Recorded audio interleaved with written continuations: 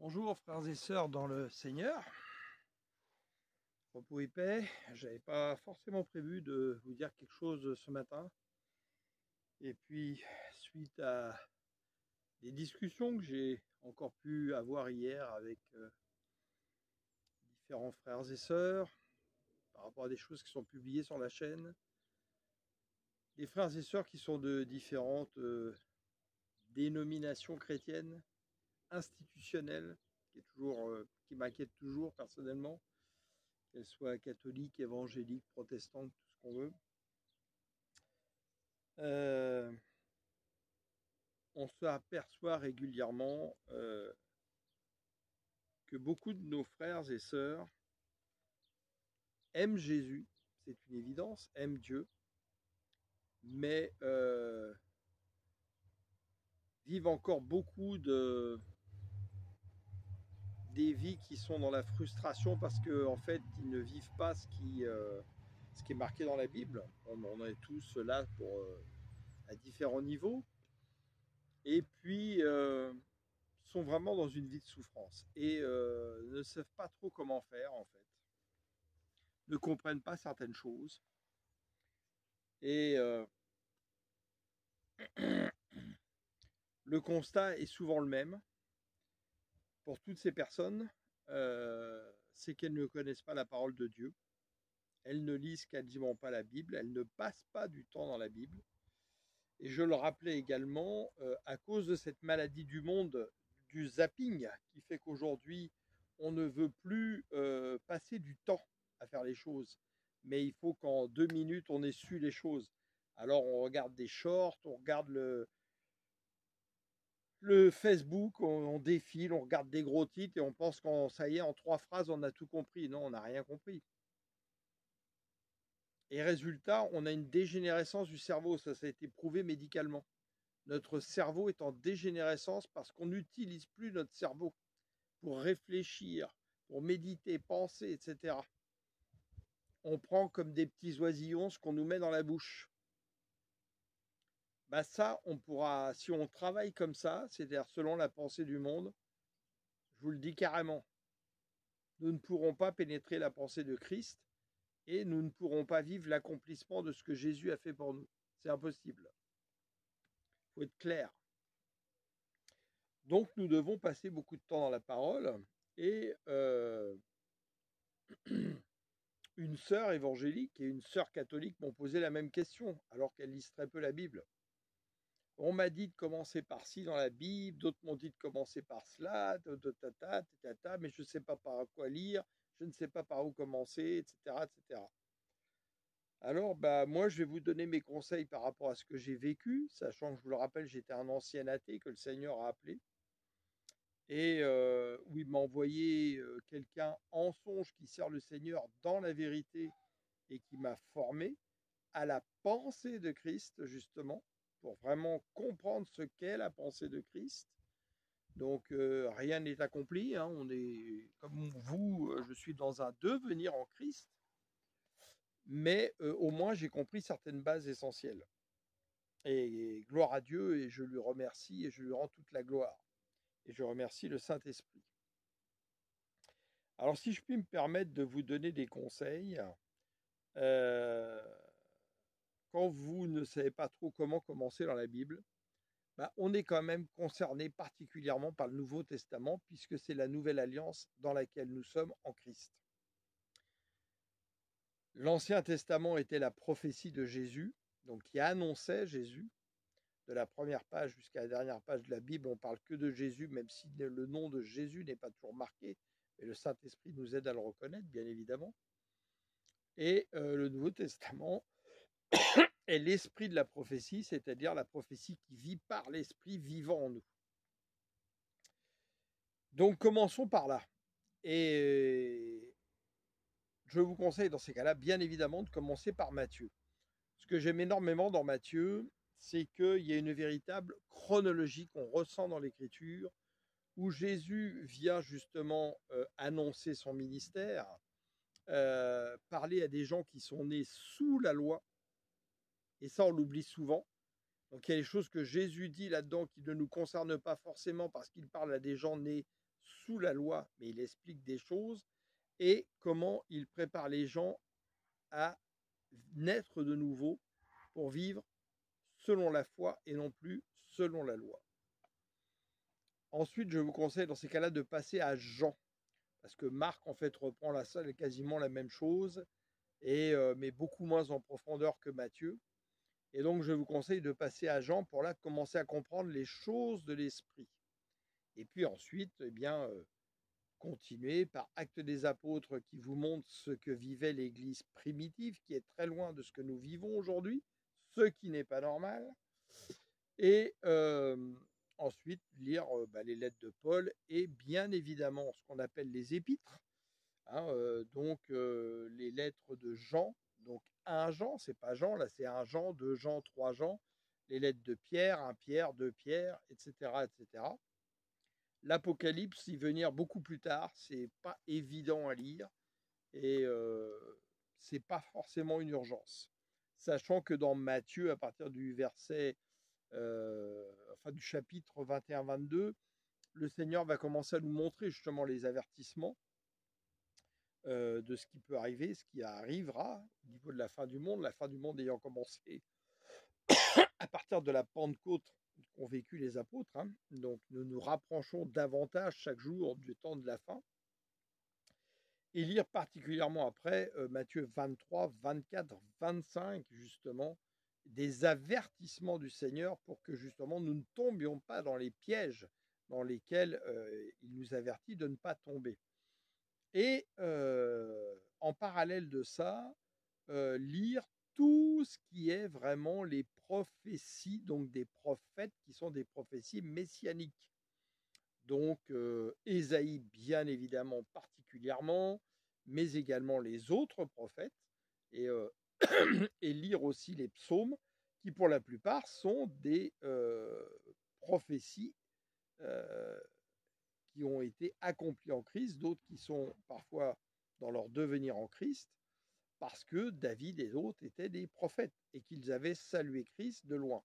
Et ensuite recommencer à la Genèse au départ, et lire toute la Genèse, et là aussi pareil dans la Genèse, ensuite dans Exode, etc., donc le peuple libéré, de reconnaître comment Christ est déjà là, justement manifesté sous d'autres noms, hein, l'ange de l'Éternel, etc. C'est Christ, c'est pareil, et voir comment Dieu agit par sa grâce imméritée, comment il agit dans son plan, voir les rébellions de l'homme par rapport à Dieu, qui malheureusement existent toujours, et justement pour apprendre à ne pas être comme ces hommes rebelles et entrer dans le repos du Seigneur qui est Jésus, pendant que ce repos nous est toujours accessible.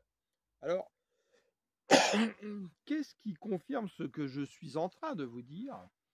Nous allons lire dans les épîtres avec 1 Pierre 1, donc je vais vous le lire. Et j'espère que pareil, ça dure un peu, on zappe, on a autre chose à faire, on va aller ailleurs. Comme je vous l'ai dit la dernière fois, vous ne me pénalisez pas, la chaîne n'est pas monétisée, que j'ai une vue, 10 000 ou 200 000, ça ne m'apportera aucun argent. Par contre, vous vous pénalisez. Donc voilà, que le Seigneur vous en témoigne. Donc on va commencer. Salutations. 1 Pierre 1. Pierre, apôtre de Jésus le Christ, salue ceux que Dieu a choisis, qui vivent comme des résidents étrangers, dispersés dans les provinces du Pont, de Galatie, de Cappadoce, d'Asie, de Bithynie. Dieu le Père vous a choisis d'avance, conformément à son plan. Vous avez été purifiés par l'Esprit pour obéir à Jésus le Christ et bénéficier de l'aspersion de son sang. Que la grâce et la paix vous soient abondamment accordées. Donc là, quand il parle les provinces de Pont, de Galatie, machin, bien évidemment, aujourd'hui, c'est les provinces où vous êtes en France, les provinces où vous êtes en Afrique, les provinces où vous êtes au Canada, en Chine. Bien évidemment, c'est dans le monde entier aujourd'hui. Hein. Une espérance vivante. Donc, verset 3. Béni soit Dieu, le Père de notre Seigneur Jésus le Christ. Dans sa grande compassion, il nous a fait naître à une vie nouvelle. Cette vie nouvelle, vous ne pouvez la vivre que si vous faites la repentance en tant qu'adulte ou enfant à partir de l'âge de raison, et que vous décidez de donner votre vie au Seigneur, donc de croire que Jésus le Christ est le Fils de Dieu, allez choisir d'aller au baptême par immersion, un baptême volontaire. Le baptême catholique des bébés, bien évidemment, n'est absolument pas biblique et ne vaut strictement rien par rapport à ça, il faut être clair. Donc si vous avez été baptisé comme je l'ai été baptisé comme bébé catholique, revenez au baptême, bien évidemment, le vrai, hein, c'est une évidence, et laissez-vous ensuite conduire par le Saint-Esprit. Donc le Saint-Esprit ne se manifeste pas que par le parler en langue, par bien d'autres choses que j'ai publiées cette semaine sur cette chaîne en partageant quelque chose, par exemple, qui montre les 6 signes que vous êtes vraiment sous une influence du Saint-Esprit. Je vous conseille de l'écouter. On va continuer. Car il a préparé pour nous un héritage qui ne peut ni se détruire, ni se corrompre, ni perdre sa beauté. Il le tient en réserve pour vous dans les cieux. Vous qu'il garde par sa puissance au moyen de la foi, en vue du salut qui est prêt à être révélé au moment de la fin. Je suis dans la Bible du Semeur. Voilà ce qui fait votre joie, même si actuellement, il faut que vous soyez attristés pour peu de temps par diverses épreuves.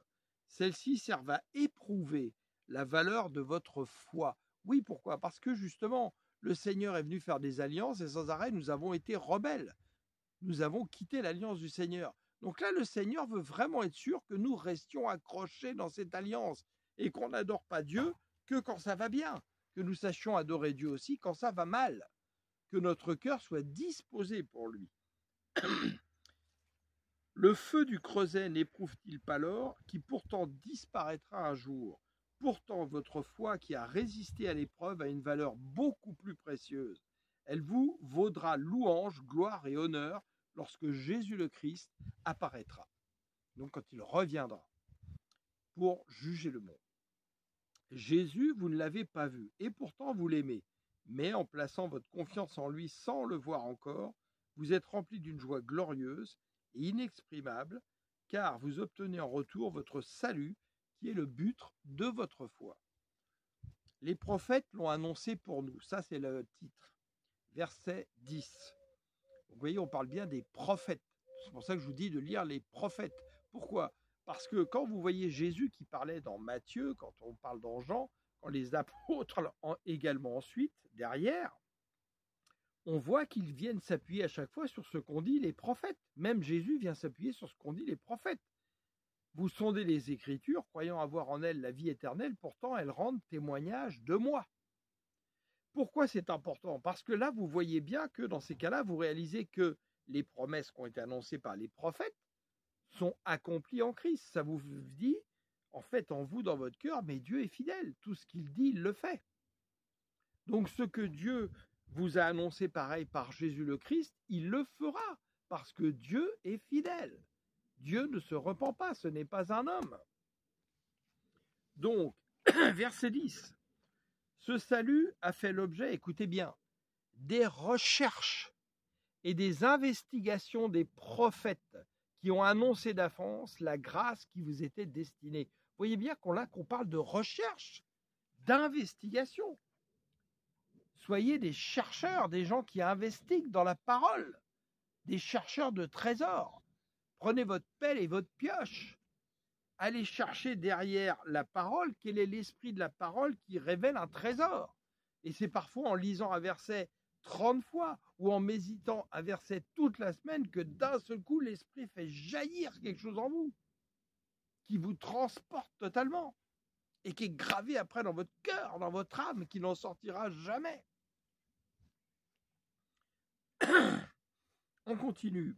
Il cherchait à découvrir à quelle époque et à quel événement se rapportaient les indications données par l'Esprit de Christ. Donc était déjà le Saint-Esprit. Cet esprit était en eux et annonçait à l'avance les souffrances du Messie et la gloire dont elles seraient suivies. Il leur fut révélé que le message dont ils étaient chargés n'était pas pour eux, mais pour vous, pour vous. En ce message, vous avez été communiqués maintenant par ceux qui vous ont annoncé la bonne nouvelle, donc l'Évangile, sous l'action de l'Esprit Saint envoyé du ciel. Les anges eux-mêmes ne se lassent pas de le découvrir. Alléluia! Vous avez une position au-dessus des anges. en tant qu'enfant de Dieu, enfant de Dieu, pas chrétien, enfant de Dieu. Les impératifs de la vie chrétienne, espérer, verset 13, c'est pourquoi tenez votre esprit en éveil et faites preuve de modération. Mettez toute votre espérance dans la grâce qui vous sera accordée le jour où Jésus le Christ apparaîtra. Mais ça commence, cette grâce, dans votre devenir en Christ. Vous êtes dans les douleurs de l'enfantement. Cela part de l'intérieur pour aller vers l'extérieur, pour que vous soyez cette lampe où la lumière de Christ vous transforme en une lampe qui éclaire tout homme. Et rendons-lui grâce pour cela.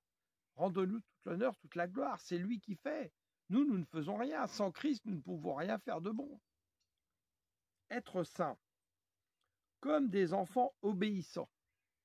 Ne vous laissez plus diriger par les passions qui vous gouvernaient autrefois au temps de votre ignorance. Au contraire, tout comme celui qui vous a appelé est saint. Soyez saints dans tout votre comportement, car voici ce que Dieu dit dans l'Écriture. Ça, c'est dans les psaumes. Soyez saints, car je suis saint. Donc, et c'est dans Lévitique également. Lévitique de mémoire 19.2. Vive dans la crainte de Dieu. Dans vos prières, vous appelez Père celui qui juge impartialement tout homme selon ses actes. Par conséquent, pendant tout le temps de votre séjour en ce monde, que la crainte de Dieu inspire votre conduite. Celui qui ne vit pas dans la crainte de Dieu est un rebelle. La crainte de Dieu, c'est aussi la soumission. Donc se soumettre à l'Esprit Saint, qui est la pensée de Christ, qui vient du Père. Car le Fils ne fait rien de lui-même. Vous avez été libérés de cette manière futile de vivre que vous auront transmise vos ancêtres, et vous savez à quel prix. Ce n'est pas par des biens périssables comme l'argent et l'or. Non, il a fallu que Christ, tel un agneau pur et sans défaut, verse son sang précieux en sacrifice pour vous. Dès avant la création du monde, Dieu l'avait choisi pour cela. Il a paru dans ces temps, qui sont les derniers, pour agir en votre faveur. Par lui, vous croyez en Dieu qu'il a ressuscité et lui a donné la gloire.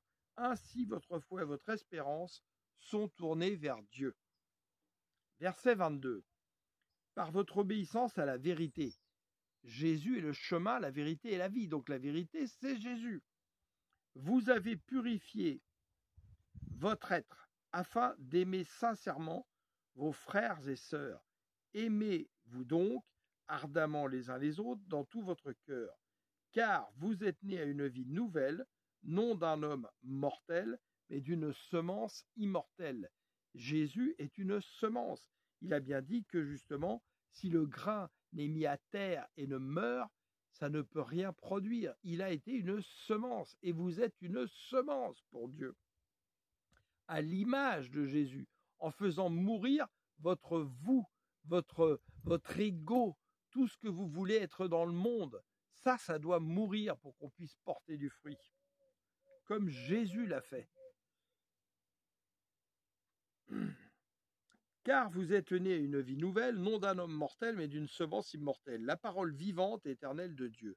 En effet, il est écrit, tout homme est pareil à l'herbe, et toute sa gloire comme la fleur des champs, l'herbe se dessèche, et sa fleur tombe, mais la parole du Seigneur subsiste éternellement. Or, cette parole, c'est l'Évangile, donc la bonne nouvelle de Jésus, qui vous a été annoncée. Écoutez bien, croître en se nourrissant de la parole. Si vous n'aimez pas la parole, si vous ne lisez pas la parole, vous ne pourrez pas croître, que ce soit clair. On est dans 1 Pierre 2, verset 1.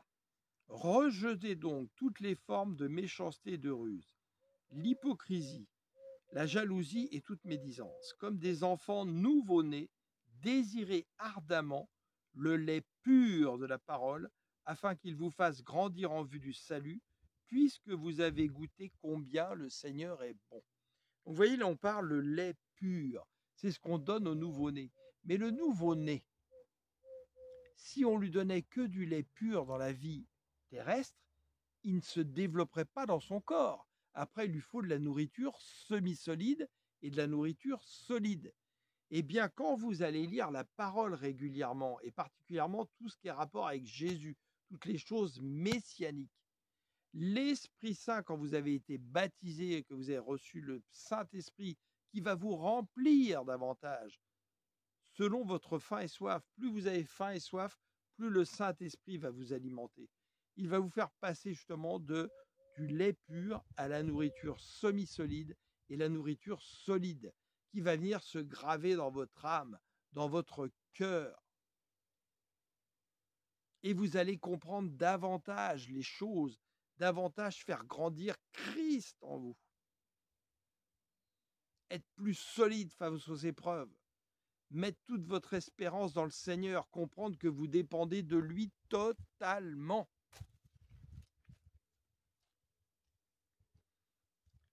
On va poursuivre verset 4. Formez un temple pour Dieu. Vous êtes le temple du Saint-Esprit si vous êtes baptisé et que vous avez reçu le sceau du Saint-Esprit par le baptême du Saint-Esprit. Réclamez-le. Pas besoin forcément qu'on vous impose les mains. Moi, le Saint-Esprit, je l'ai reçu même avant le baptême d'eau, mais il y a pas, on peut le recevoir avant ou après. Mais j'étais pas comme ça dès le départ.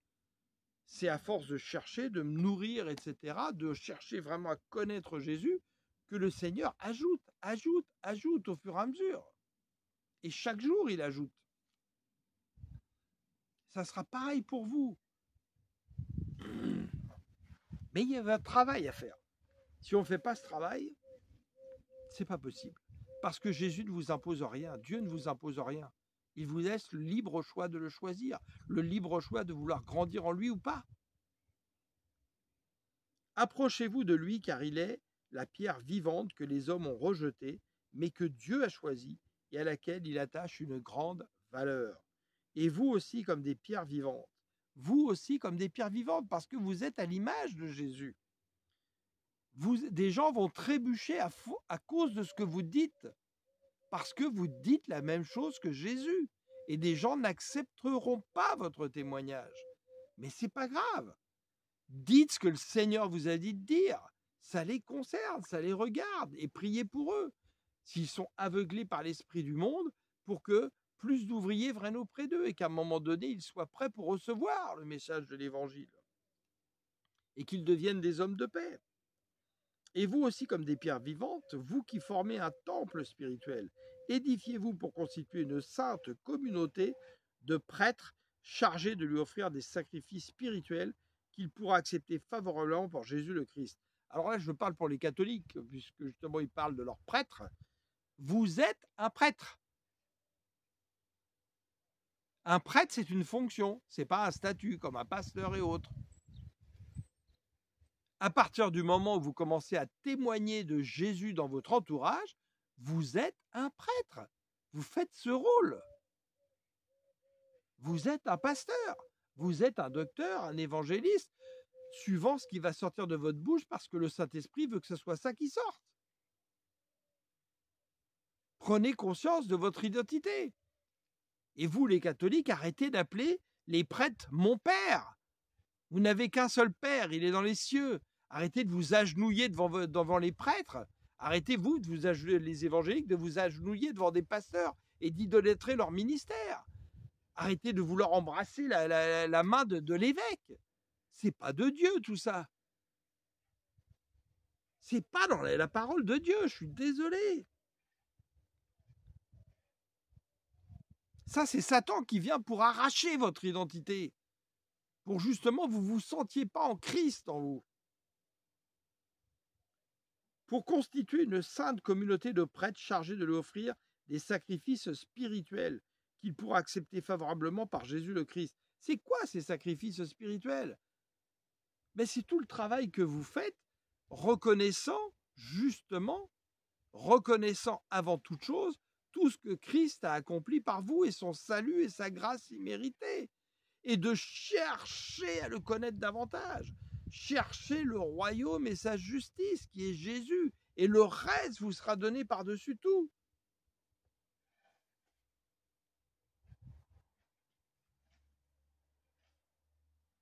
Voici en effet ce qu'on trouve dans l'Écriture à ce sujet. Moi, je place en Sion une pierre angulaire, choisie d'une grande valeur. Celui qui met sa confiance en elle, donc Jésus, ne connaîtra jamais le déshonneur. Pour vous donc qui croyez, l'honneur. Mais pour ceux qui ne croient pas, la pierre que les constructeurs ont rejetée est devenue la principale de l'angle. Une pierre qu'on heurte, un rocher qui fait trébucher. Jésus est notre rocher sur lequel on appuie nos fondations.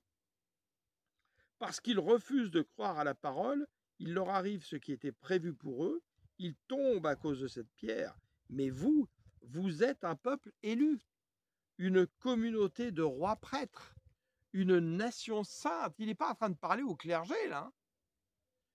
Une peuple que Dieu a pris pour sien, pour que vous célébriez bien haut les œuvres merveilleuses de celui qui vous a appelé. Célébrer bien haut, ça veut dire quoi? Mais rendre toute cette grâce, cette gloire au Seigneur, le remercier, le louer, l'adorer.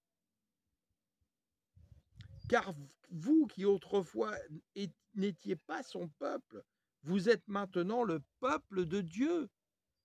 Vous êtes les Juifs circoncis dans le cœur, le peuple d'Israël. Vous qui n'aviez pas obtenu compassion, vous avez désormais obtenu compassion. Donc on va s'arrêter là pour aujourd'hui, mais lisez le reste des épîtres de Pierre et de Jean, par exemple, qui sont très puissants pour vous faire comprendre votre véritable identité. On parle toujours des lettres de Paul, mais croyez-moi, les épîtres de Pierre et de Jean sont largement aussi puissants, voire plus puissants que les lettres de Paul. Paul nous a dit des choses merveilleuses avec des révélations du Saint-Esprit, mais dans les choses de Paul, il y a aussi des choses très légalistes parfois qui sont inquiétantes, où il parlait, à mon avis, de sa chair et pas par l'Esprit Saint. Mais ça, c'est le Saint-Esprit qui doit nous révéler toutes ces choses. Donc, là, je viens de partager sur la chaîne, mais j'en ai partagé, je crois, le premier, mais après, vous pouvez avoir les autres. Hein, soyez curieux, cherchez d'être justement dans l'excellence, un enseignement d'Andrew Mack. Mais c'est également ça. Cherchons à être dans l'excellence par rapport à Dieu. Et dans le monde, cherchons à être dans l'excellence comme si nous travaillions pour le Seigneur. Tout ce que nous le faisons pour le Seigneur. Donc j'espère que cette petite exhortation pour ceux qui sont un petit peu perdus et qui ne savent pas comment s'approcher de Jésus pour le connaître davantage, ça pourra les aider. Et surtout que vous compreniez qu'il y a un travail à faire. Vous avez un travail à faire derrière ça. Parce que justement, qu'est-ce que dit le Seigneur? Celui qui persévérera jusqu'au bout sera sauvé. Et c'est persévérer dans la connaissance de Christ pour que Christ puisse naître en vous. Vous avez été fait à l'image de Jésus. Dieu veut un peuple, des enfants qui soient à l'image de Jésus et nous aider à grandir dans notre sainteté. Alléluia. Donc, gloire à Dieu. Père, au nom puissant de Jésus le Christ, notre Seigneur, je te remercie vraiment. Et je remercie le Saint-Esprit pour tout ce que tu fais pour nous. Je prie, Seigneur, pour que tu viennes toucher les cœurs aujourd'hui de ceux qui te cherchent, qui sont dans le désespoir, qui ont parfois malheureusement, comme c'est trop souvent encore, reçu des enseignements qui ne leur permettent pas de grandir, qui au contraire les maintiennent dans des chaînes et dans la culpabilité, dans tout plein de choses qui ne sont pas ce que tu voulais, ce qui est exprimé dans ta parole. Et vraiment que nous puissions comprendre que ta parole, aidée par le Saint-Esprit, est un véritable trésor. Et que nous devons rechercher ces trésors qui vont nous aider, oui Seigneur, à grandir et à manifester, Seigneur, l'état d'enfant de Dieu, l'état de vierge pure pour l'agneau qui va revenir pour les noces de l'agneau. Car Christ est notre époux. Nous sommes sa femme, sa vierge pure qu'il se prépare en tant qu'Église, la vraie avec un grand E, qui n'est pas dans des bâtiments faits de mains d'hommes, mais qui est là, dans notre cœur, nous, devenus le temple du Saint-Esprit, reliés par des fils invisibles dans la communion des saints. Alléluia, gloire à Dieu. Béni sois-tu, Seigneur, béni soit le nom de notre Seigneur, béni soit le nom de l'Éternel pour tous ses bienfaits. Nous ne voulons en oublier aucun. Toute l'honneur, toute la gloire te reviennent, Seigneur Jésus. Oh, alléluia, gloire à Dieu.